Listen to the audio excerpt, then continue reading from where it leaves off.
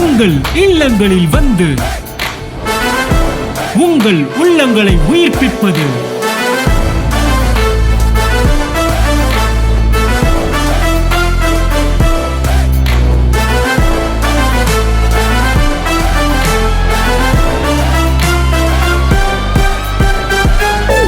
உங்கள் channel DJ.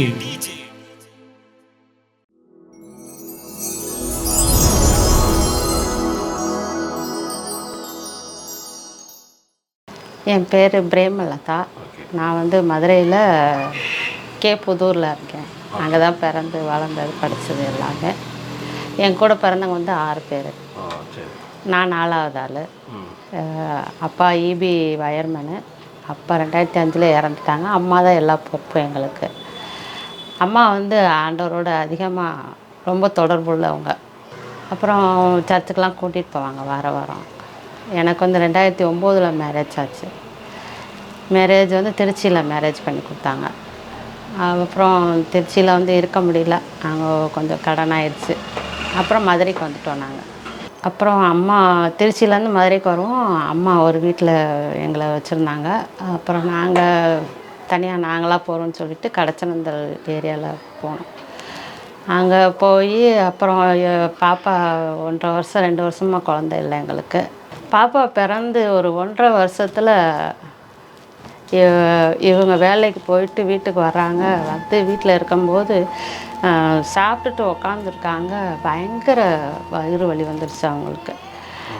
அப்போ இவங்க வயிறு வலி நைட்டு 10 மணிக்கு வயிறு வலின்னு துடிக்கவும் எய்த்தாப்பில் இருக்க ஒரு ஆட்டோவை பிடிச்சி ப்ரைவேட் ஹாஸ்பிட்டல் கூப்பிட்டு போனோம். அங்கே போனால் அவங்க எல்லாமே உடனே ஸ்கேன் பண்ணணும் அப்படின்ட்டாங்க.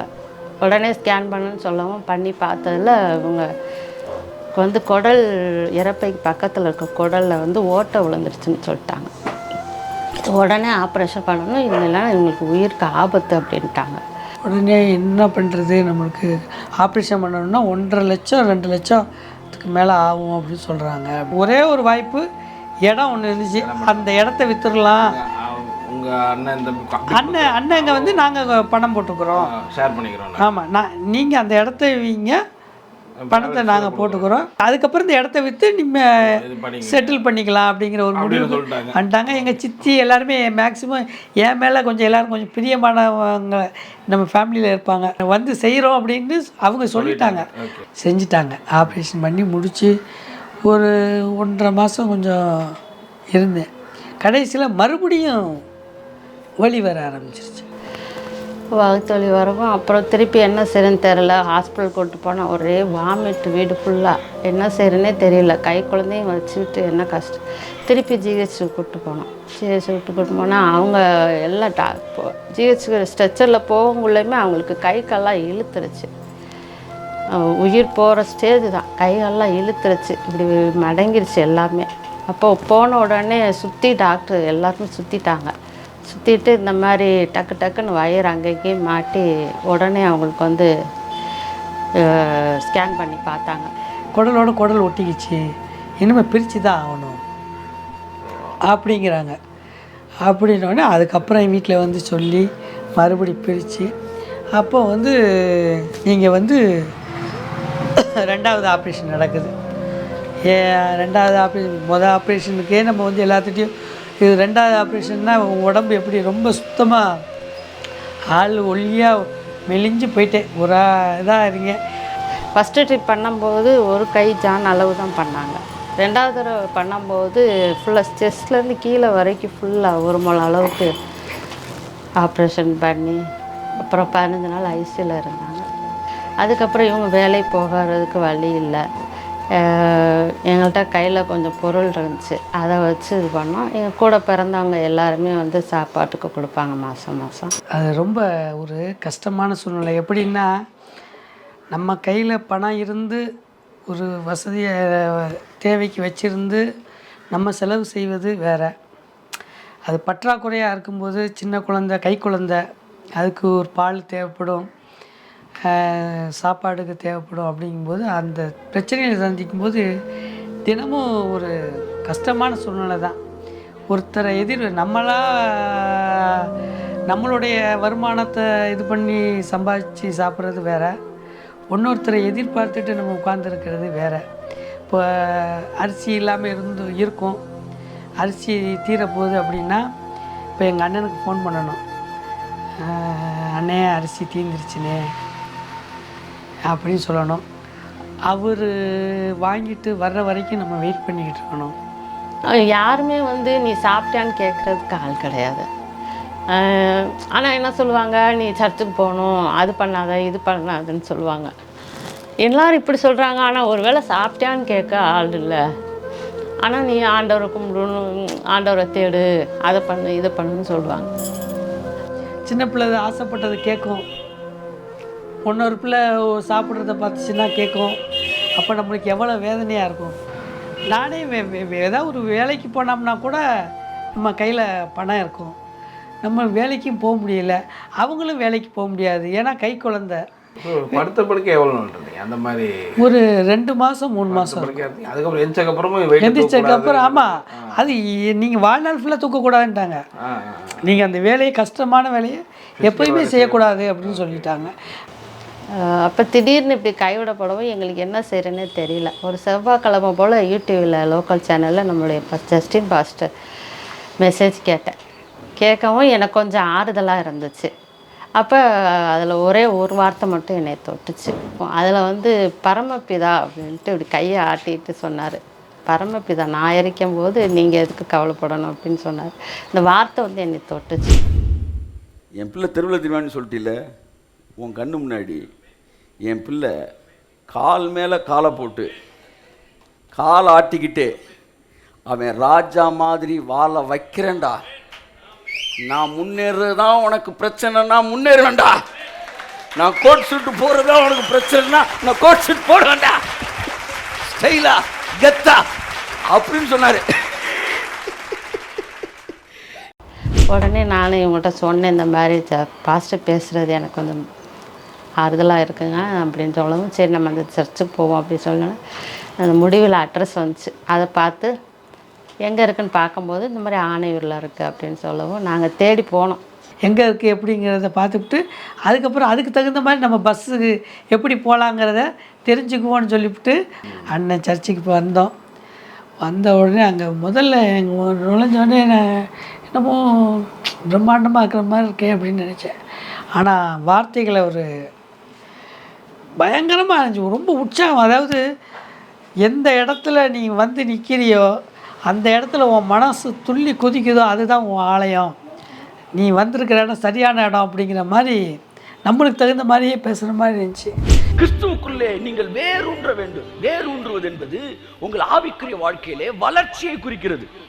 எப்படி ஒரு செடி வேரூன்ற வேண்டுமோ அப்படியே ஒவ்வொரு கிறிஸ்தவனும் ஆவிக்குரிய வாழ்க்கையில் வேரூன்ற வேண்டும்.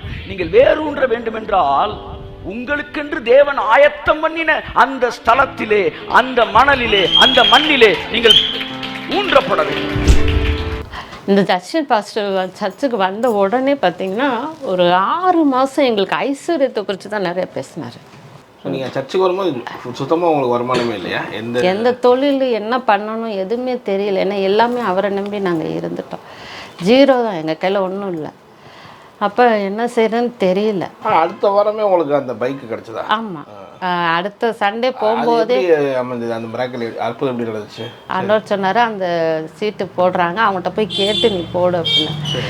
நான் ₹1 கூட கொடுக்கல, கையில் காசு இல்லைல்ல. ஆனால் நான் போய் சொன்னேன் என் பேரை எழுதிக்கங்க அப்படின்னு சொல்லவும் அவங்க 15 பேரில் என்னையும் ஒரு பேரை சேர்த்துக்கிட்டாங்க. சேர்த்துட்டு அது வந்து குலுக்கி போடுறது. அப்போ 15 பேரில் என்னையை சேர்க்கவும் என் பேர் யார் பேர் விழுகுதோ அவங்களுக்கு 15 பேர் காசையும் கொடுத்துருவாங்க, மொத்தமாக கொடுத்துருவாங்க. அப்போ என் பேர் ஃபஸ்ட்டாக வந்துருச்சு அந்த 2 நாளிலேயே.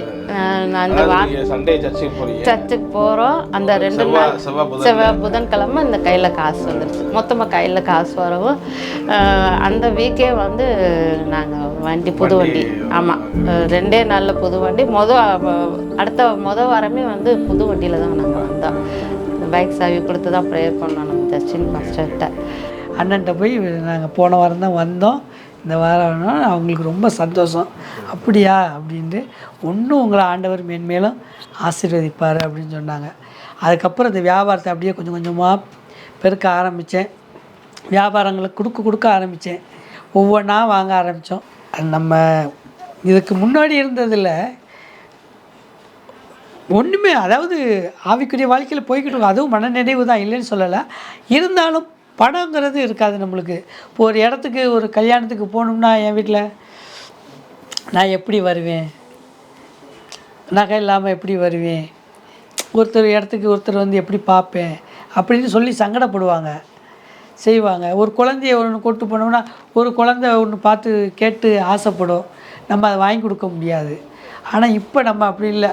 இப்போ நான் இருக்கிறோம், வாரம் ஆனால் பிள்ளைகளை கூப்பிட்டு போய் பார்க்குக்கு கூப்பிட்டு போகிறது, அதுகளுக்கு தேவையானது, பிள்ளைக்கு படிப்பு, பிள்ளை முந்தி ஒன்று கேட்டாங்கன்னா யோசிச்சுக்கிட்டே இருப்பேன், வாங்கி தரேன்ப்பா, அப்பாட்ட காசு வரட்டும், அப்போ வாங்கி தரேன். இப்போ அப்படி இல்லை. இப்போ கேட்டான்னா உனக்கு என்ன தேவை இருக்கா வாங்கிக்க அப்படின்னு சொல்லி அதை ஃபஸ்ட்டு அவரோட தேவைகளெல்லாம் தீர்த்தி நம்ம அப்படிங்கும்போது சந்தோஷம் தானே. இன்னொருத்தர் எதிர்பார்த்துட்டு இருந்தீங்க. ஆமாம். அப்போ வந்து நம்ம அவங்கள்ட்ட கேட்கணும், அவங்கள்ட்ட உதவி பார்க்கணும் அப்படின்னு இருந்த காலம் போய் நம்மளுக்கு இப்போ நீங்கள் கொடுக்குற மாதிரி இப்போ நம்மள்ட்ட வந்து நம்ம வந்து அவங்க கஷ்டப்படுறாங்களா, சரி இருந்தாங்க. இப்போது வண்டியில் வந்துக்கிட்டே இருக்கும்போது, எப்பா என்னால் உட்கார முடியலப்பா, முதுகு வலிக்குதுப்பா, என் வீட்டில் பாப்பா பெரிய ஆகிட்டா, அவள் பின்னாடி உட்காந்தானே எனக்கு உட்கார இடம், சரி அப்படியா ஒரு ஆட்டோ வாங்குவோம், ஆட்டோவில் போயிடுவோம் அப்படின்னு இப்போ ஆண்டவர் ஆட்டோ வாங்க உதவி செஞ்சுருக்காரு. பணம் வந்து ஒரு மனிதனுக்கு தேவை. எங்கே போனாலுமே நம்ம பணம் இல்லைன்னா ஒன்றும் செய்ய முடியாது. வண்டி இருந்தாலுமே பெட்ரோல் போட்டால் தான் வண்டி ஓடும், அதுக்கு பணம் வேணும். அதனால் பணம் கண்டிப்பாக, அவங்க பணம் தேவைன்னு நம்ம ஐஸ்வர்யமான இருக்கணும்னு தானே சொல்கிறாங்க, ஆண்டவருக்கு சாட்சியாக இருக்கணும். பணம் இல்லாமல் என்னென்ன கஷ்டம், அதான் சொல்லலை. ஒரு வேளை சாப்பாடு கூட யார் நீ சாப்பிட்டியான்னு கேட்க ஆள் என்ன பார்ப்பாங்க, என்ன இப்படி தான் இருக்க இப்படி இருக்கான்னு சொல்லுவாங்களே தவிர என்ன தேவைகள் அப்படின்ட்டு யாரும் கேட்டது கிடையாது. ஆனால் இந்த சர்ச்சில் வந்ததுக்கப்புறம் ஃபஸ்ட்டு பண தேவைகள் ஐஸ்வர்யம் சந்திக்கப்பட்டுருச்சுல, அதுக்கப்புறம் நம்ம எல்லாத்தையும் சமாளித்து தாண்டி வந்துடலாம். அந்த மாதிரி நிறையா அனுபவம் ரசித்து வந்திருக்கேன் நான். நம்மளுக்கு இதுதான் அண்ணன் சர்ச்சு தான். இங்கே வந்தால் ஒரு மிகப்பெரிய விடுதலை கிடைக்கும், மனசுக்குள்ளார அந்த தரித்திரங்கிற விடுதலை கிடைக்கும் முதல்ல. அதாவது ஆண்டவருக்குள்ளே எப்படி சந்தோஷமாக இருக்கலாங்கிறத அண்ணன் மூலியமாக தான் தெரிஞ்சுக்கிட்டேன். சில பேர் நம்ம பைபிள் படிக்கணும், ஜெபம் பண்ணணும் இப்படின்னு, சினிமா பாடல் மூலியமாகவும் நம்ம அண்ணனை, நம்ம தேவனை மகிழ்விக்கலாம். நம்ம பார்க்குற விதத்தில் தான் நம்ம ஆண்டவரை வந்து மகிழ்விக்கிறது இருக்குங்கிற. வந்தோம்னாலே மனசு எப்போ நேரம் போகுது என்னங்கிறதே நமக்கு தெரியாது. அது அவங்க வந்து ருசித்து பார்த்தாங்கன்னா தான் தெரியும். மக்கள் வந்து பார்த்தாங்கன்னா, வந்து ருசித்தாங்கன்னா அதுக்குண்டான விடை கிடைக்கும்.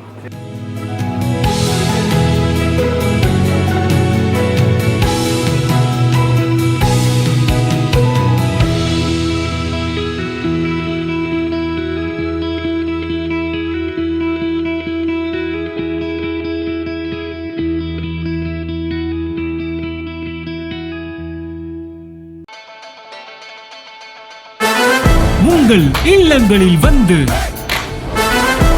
உங்கள் உள்ளங்களை உயிர்ப்பிப்பது